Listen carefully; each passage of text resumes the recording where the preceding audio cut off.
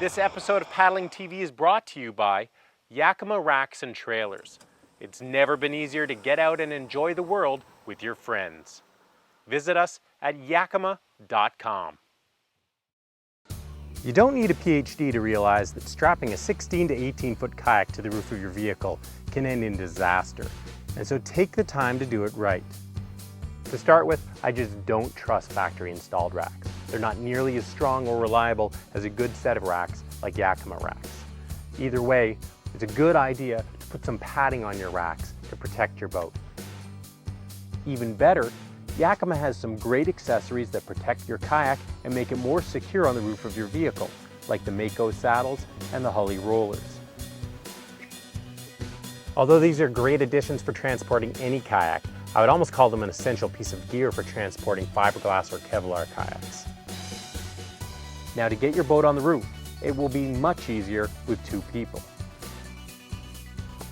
If you think you're going to have to load a boat by yourself, check out Yakima's boat loader, which is a telescoping extension.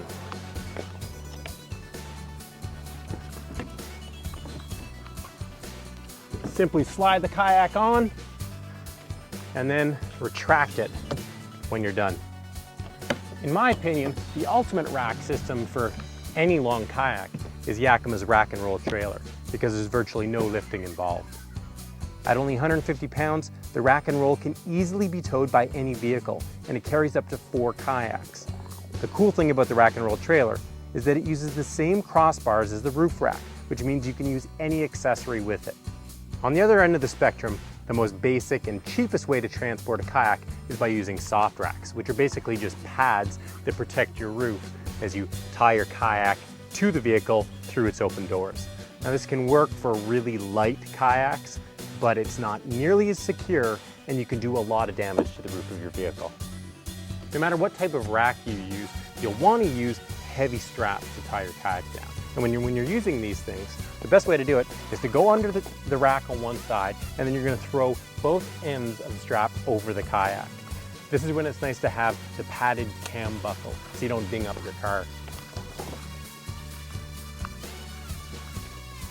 Now, when you're tying the kayak down on the other side, you want to make sure the strap goes on the inside of the rack's feet, not on the outside. If it's on the outside, then the strap can easily slip off the end and you lose your boat. Aside from the 2 center straps, you also want to have a bow and a stern line on a long kayak like that. The bow and stern line aren't designed to really hold the kayak down. They're designed to stop the kayak from shooting off the car if you have to brake quickly. So when you're tying the bow and stern lines, don't cinch them down. Have them snug, but not too tight. As a final note, you have to expect that your tie job will loosen after driving any distance, especially if it's wet out. And so take the time to stop and check that everything is secure.